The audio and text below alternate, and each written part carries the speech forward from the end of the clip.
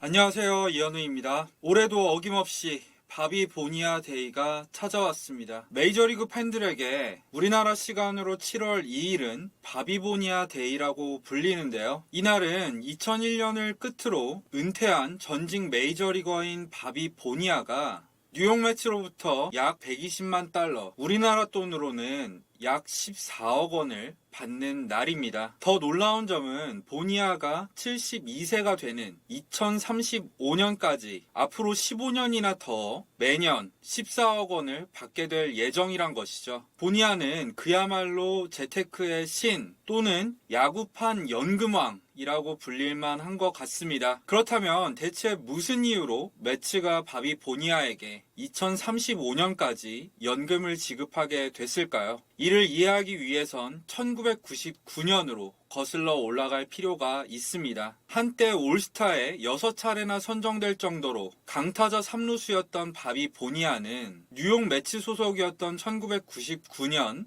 60경기에서 4홈런 18타점, 타율 1할 6푼을 기록하는데 그쳤습니다. 이 때문에 결국 매츠는 바비 보니아를 방출하기로 결정을 했었는데요. 하지만 보니아의 계약 기간이 1년 더 남아있기 때문에 그를 방출하려면 잔여 연봉인 590만 달러를 우리나라 돈으로는 약 75억 원을 줘야 하는 상황이었습니다. 하지만 매츠는 이 돈을 한꺼번에 주는 거를 부담스러워하는 상태였는데요. 그러자 보니아의 에이전트였던 데니스 길버트 씨가 매치 구단에 한 번에 줄 필요가 없으니까 연이율 8%로 10년 동안 거치한 다음에 25년간 천천히 상환하는 방식으로 주라고 요청을 먼저 했습니다. 매치가 이런 길버트의 제안을 덥석 수락하면서 매치 구단은 2011년부터 2035년까지 총액 약 3천만 달러를 주게 된 것입니다. 한화로는 약 342억 원 정도 되는 엄청난 거금이죠. 물가 상승률을 고려해야겠지만 이는 원금 대비 약 5배나 늘어난 금액인데요. 이렇게 금액이 급격하게 늘어난 것은 연간 8%의 복리 이자로 10년 동안 거치하면서 원금과 이자를 합친 금액이 눈덩이처럼 불어난 상태였기 때문입니다. 한편 이런 계약의 배경에 대해서 살펴보기 위해선 우선 보니아의 에이전트인 데니스 길버트에 대해서 먼저 살펴볼 필요가 있는데요. 길버트는 에이전트가 되기 전에는 마이너리그에서 선수 생활을 잠깐 했었고 그 직후에 생명보험 회사에서 설계사로 근무한 경력이 있습니다. 생명보험회사에서 근무한 덕분에 누구보다도 연금성 계약에 밝을 수밖에 없었죠. 실제로 보니아는 1991년 뉴욕 매치와 계약을 맺을 때도 연봉의 일부를 떼어내서 2004년부터 2015년까지 매년 약 6억 원을 나눠받는 내용을 계약에 포함시키기도 했었습니다. 나중에 매츠가 볼티모어로 보니아를 트레이드하면서 이 연간 6억 원에 해당하는 금액은 볼티모어가 지난 2015년까지 부담했었습니다. 그리고 보니아는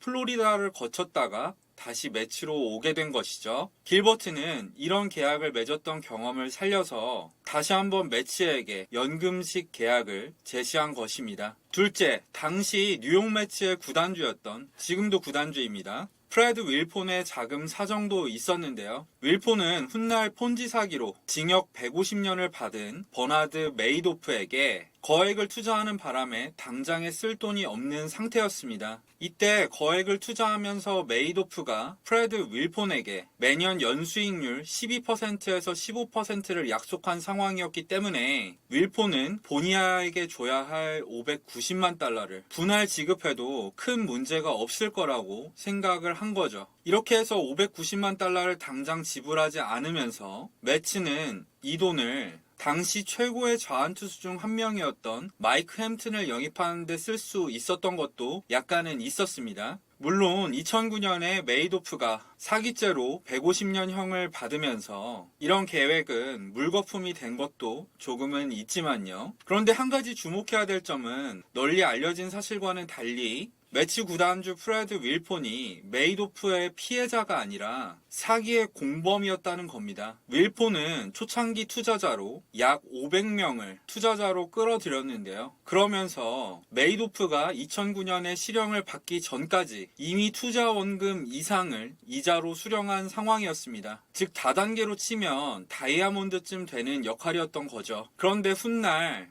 이때 윌폰이 끌어들인 피해자들이 모여서 소송을 걸었고요. 윌폰은 일부 패소를 했습니다. 그래서 얼마 전까지 벌금으로 억 달러 단위에 달하는 돈을 토해내야 했고요. 그러는 바람에 매치는 뉴욕을 홈으로 쓰면서도 재정난에 시달려야 했습니다. 아무튼 이런 복잡한 사정은 그렇다고 치고요. 바비 보니아의 계약은 매치 구단주의 상황과 연금 계약에 정말 밝았던 에이전트, 그리고 자녀를 위해 멀리 내다본 보니아 본인이 만들어낸 희대의 연금 계약이었습니다. 최근에도 가끔씩 메이저리그에는 분할식 납부를 하는 구단들이 나타나긴 하지만 아마 바비 보니아를 뛰어넘는 계약은 다시는 나오지 않을 것 같습니다. 1999년 당시에 예금 금리가 8%였던 반면에 최근 금리가 2%대로 낮아진 것도 당연히 영향이 있겠고요. 그러니까 거치를 했다고 해서 복리가 정말 눈덩이처럼 불어나는 사태는 웬만하면 발생하지 않는다는 거죠. 그런데 응원팀 팬 입장에서도 이런 계약은 다시는 나와서는 안 됩니다. 저는 사실 매치 팬인데요. 매년 7월 2일이면 고통받고 있습니다. 그리고 매치는 30개 구단 가운데 유독 보니아 같은 복지성 계약을 남발했는데요. 이에 대해선 다음에 기회가 되면 자세히 다뤄보도록 하겠습니다. 이번 방송은 여기까지입니다. 재밌게 시청하신 분들은 좋아요와 구독 부탁드리겠고요. 댓글로도 많은 의견 남겨주시면 감사하겠습니다. 그럼 지금까지 시청해주셔서 정말 감사합니다.